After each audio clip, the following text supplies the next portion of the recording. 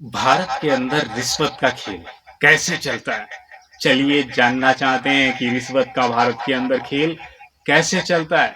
तो नरेंद्र कहानीकार के चैनल पे न्यू है तो चैनल को सब्सक्राइब कर लेना है, बेल आइकन घंटी को ऑन करके रखना है और नरेंद्र कहानीकार की ऐसी ही कहानियों को सुनते रहना है। रिश्वत रिश्वत एक ऐसी चीज है जिसके लग जाए वो बीमारी कही जाती है। रिश्वत एक ऐसी चीज है जिसके लग जाए वो बीमारी कही जाती है, छूट पाना बहुत मुश्किल कही जाती है। ऐसी ही कहानी हम आपको सुनाते हैं, खुद की अपनी जिंदगी की कहानी है मेरी। मैं बचपन था, मेरा छोटा बचपन था, काफी उम्र हमारी कम थी। तो मेरे पिताजी खत्म हो गए, तो उसके बाद मेरे खेत था, तो खेत का में गन्ना बोया हुआ था। डालमिया चीनी मिल्स था हमारे पड़ोस में जवाहरपुर में। तो उसमें जो है, जो सट्टा बनाया करते थे, सट्टा बनाया करते थे वो थे भानु प्रताप सिंह। तो सट्टा बनाने के लिए मैंने कहा, भाई साहब ने, हमारे जो बड़े भाई साहब थे, तो उन्होंने कहा कि 1450 लगेंगे, तब जाकर के सट्टा दो लोगों का बनेगा। तो मैं उस समय में पढ़ने जाया करता था, मेरा इंटर क्लास था, मैं पढ़ने के लिए जाया करता था। तो मैंने कहा ये 1400 किस लिए पढ़ रहे हैं? तो उन्होंने कहा सट्टा बनाने के साथ में, रसीद काटने के साथ में, और वो जो है अपना दवाई भी देते हैं, तभी वो सट्टा बनाते हैं। तो मैंने कहा दवाई क्यों देते हैं? किसी के पास ये पैसा नहीं है तो वो क्या सट्टा नहीं बनवा सकता? तो उन्होंने कहा नहीं। तो मैंने पूछा कि रसीद कितने रुपए की काटते हैं? तो कहा 221 रुपए की। तो मैंने कहा 221 गुना हो गए 442 रुपए। 221 गुना हो गए 442 रुपए। 442 रुपए की रसीद काटते हैं। तो मैंने कहा कोई बात नहीं, आप मुझे 500 रुपए लाओ, मैं आपको बनवा के दूंगा। तो उन्होंने मुझे 500 रुपए दिए। उसके बाद मैं गया तहसील, तो उनसे बात किया तो बोले नहीं, दवाई नहीं लोगे 700 रुपये बनेगा नहीं। मैंने उनसे 2-3 बार कहा, लेकिन हाँ हाँ, दवाई नहीं लोगे नहीं, 700 में बन रहा है, 700 में बन रहा है। मैंने कुछ भी नहीं भावना देखा तो मेरे को गुस्सा आ गया। मैंने कहा ये प्राइवेट जॉब करता है और इतना ज्यादा बिना रिश्वत के काम नहीं करता है। तब नंबर चला था, एक 1076 नंबर चला था, पीएम हेल्प लाइन। तो मैंने उस पर इनकी शिकायत दर्ज कराई कि गन्ना सर्वे में और मैं सट्टा बनवाना चाहता हूँ। तो मैम जी बोली कि क्या दिक्कत आ रही है? तो मैंने कहा जो अधिकारी हैं सट्टा बनाने के लिए जो काम करते हैं, वो मुझसे कहते हैं कि दवाई ले जाओ तभी सट्टा बनेगा, और 221 रुपए की रसीद है और 1400 रुपए दो सट्टाओं का मांग रहे हैं। ये फालतू इतना ज्यादा क्यों ले रहे हैं? दवाई देते हैं, इस समय में कोई काम भी दवाई लेना मैं नहीं चाहता हूँ, फिर भी जबरदस्ती वो देते हैं, ऐसा क्यों है? तो उन्होंने मेरी कंप्लेंट दर्ज कराई, तो यहाँ पे आ गई मोहाली में। मोहाली जब ऑफिस में आई तो ऑफिस में मेरे को बुलाया सर ने। तो मैं साइकिल से गया, वहां पे पहुंचा, जा करके साइकिल खड़ी की और अंदर गया। तो सर ने बोला, मैंने गुस्से में था, मैंने कुछ भी नमस्ते वगैरह नहीं किया। सर ने बोला ये दवाई अच्छी है, तुमने ही कंप्लेंट की थी?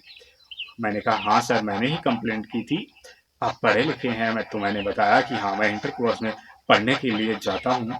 तो ये दवाई अच्छी है, गन्ना में अच्छा काम करती है। तो मैंने कहा मेरे पास पैसे नहीं है, तो अच्छा काम करे चाहे वो कुछ भी काम करे, जब मेरे पास पैसे नहीं है और अभी कोई प्रेजेंट टाइम में दवाई का काम गन्ने में नहीं है, तो मैं इस दवाई का क्या करूँगा?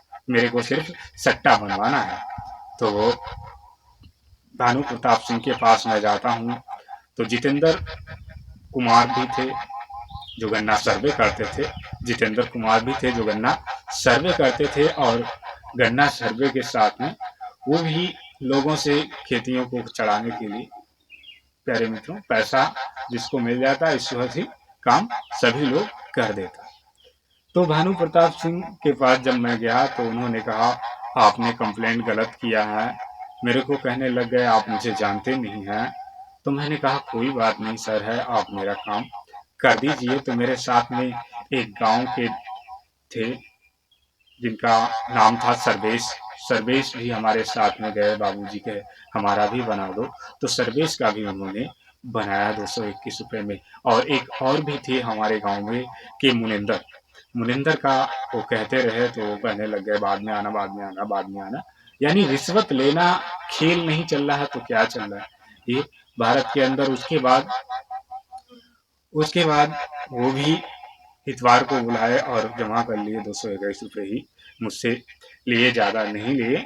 तो मैंने कहा चलो अच्छा, अच्छी बात है कि आपने ये पैसे रिश्वत के नाम पे मुझसे नहीं लिए। तो उसके बाद कुछ दिनों बाद रिश्वत की एक और भी कहानी हम आपको सुनाते हैं जिंदगी की।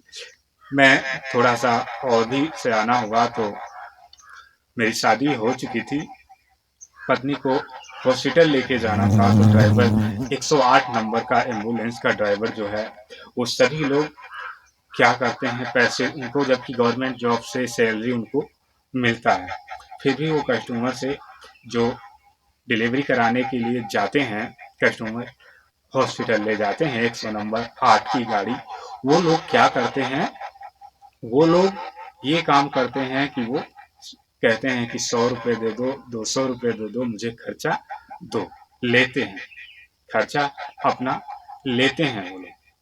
तो उसके बाद में आगे रिश्वत की कहानी ये प्यारे मित्रों, एम्बुलेंस 108 सेवा की हो गई। एम्बुलेंस का ड्राइवर जो है वो दोनों लोग लेते हैं, वो लोग लेते हैं। उसके बाद मैं बहनोई मेरे थे, एक खखरा में रहते हैं, उनका नाम है कमलेश।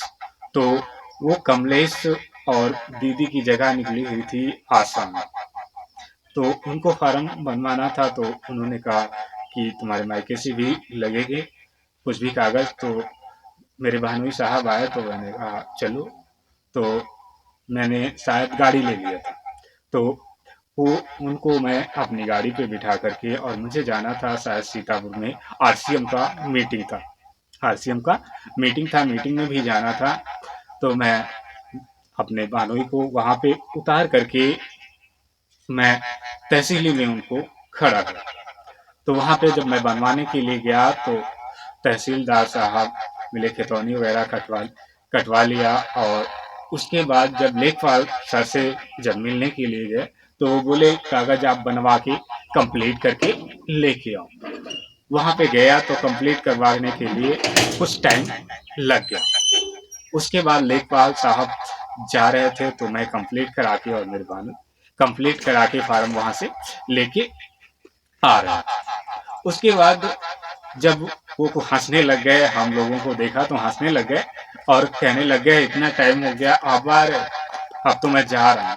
तो मैंने कहा कोई बात नहीं सर, जा रहे हो लेकिन परंतु कागज तो जरूर देख लो कंप्लीट है या नहीं है। तो उन्होंने कागज को पकड़ा और दिया ना देखा तो, और पढ़ना उस पर लिखना चालू कर दिया, यानी उसको भरना चालू कर दिया। लेखपाल का जो काम होता है, जो लिखना काम होता है, अपने हस्ताक्षर मोहर वगैरह लगाना चालू होता है, वो सब कुछ उन्होंने काम अपना फाइनल करके कहा ऐसा करो, अब लाओ मुझे खर्चे पानी के रुपए लाओ, खर्चे पानी के लिए मुझे पैसे लो।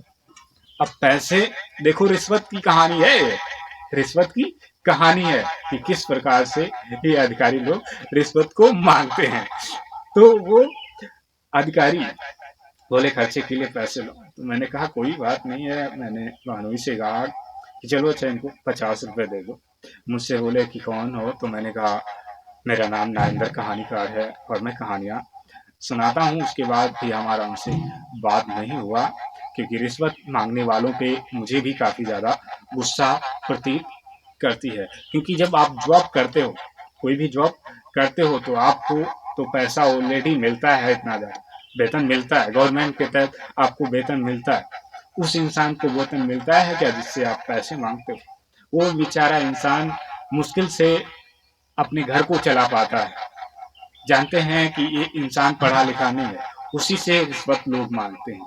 पढ़े लिखे लोग उसी से ही रिश्वत मांगते हैं और उसे ही बेवकूफ बनाते हैं। ये भारत देश का पुराना नियम और पुरानी प्रथा ये चलती आई है कि जो लोग अशिक्षित हैं उनको ही बेवकूफ बनाया जाता है। जो लोग अशिक्षित हैं उनको ही बेवकूफ बनाया जाता है और पढ़े लिखे लोग इन अनपढ़ लोगों से रिश्वत लेने का काम करता है। नरेंद्र कहानीकार ने आपको कहानी में सुनाया कि कितने लोगों ने, सभी लोगों ने, बहुत सारे लोगों ने, और भी डिपार्ट सारे हैं, हॉस्पिटल में भी फीस लेते हैं। और जब जन्म कराने के लिए जाओ तो हॉस्पिटल में भी बच्चे के लिए जो इंचार्ज होता है, वो जो डिपार्ट का इंचार्ज होता है, डॉक्टर सबसे बड़ा होता है, वो भी पैसे लेता है। उसकी फीस 500 रुपये लेता है। और आगे भी फीस काफ़ी सारे लोग यानी रिश्वत के नाम पे ही वो पैसा मांगते हैं, जिसे रिश्वत कहा जाता है हमारी भाषा में और तुम्हारी भाषा में, हिंदी भाषा में जिसे रिश्वत कहा जाता है। ये लोग रिश्वत मांगते हैं। अरे क्या रिश्वत किससे मांग रहे हो? आपको परमात्मा ने कुछ नहीं दिया, आप खुद वेतन पाते हो इतना अच्छा खासा, फिर किसी के आगे शर्म से क्यों झुक जाना?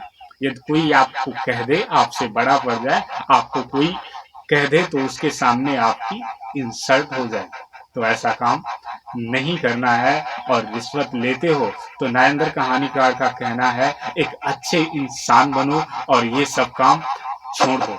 ये सब काम छोड़ दो। नरेंद्र कहानीकार की कहानियों को सुनते रहो। चैनल पे न्यू हो तो चैनल को सब्सक्राइब कर लो, बेल आइकन घंटी को ऑन कर दो और नरेंद्र कहानीकार की ऐसी ही कहानियों को सुनने के लिए आप हमेशा नोटिफिकेशन पाते रहेंगे और नरेंद्र कहानीकार की कहानियों को सुनते रहेंगे। ये थी रिश्वत की कहानी। प्यारे मित्रों, ये कहानी यहीं पे समाप्त कर देते हैं। नरेंद्र कहानीकार आपको फिर से मिलते हैं अपनी एक नेक्स्ट कहानी के साथ में। तब तक के लिए आप अपना रखेंगे ध्यान, अपने परिवारजनों का रखेंगे ध्यान। ये नरेंद्र कहानीकार आपको फिर से मिलेंगे अपनी एक नई कहानी के साथ में। तब तक के लिए प्यारे मित्रों, आपको नरेंद्र कहानीकार का नमस्कार।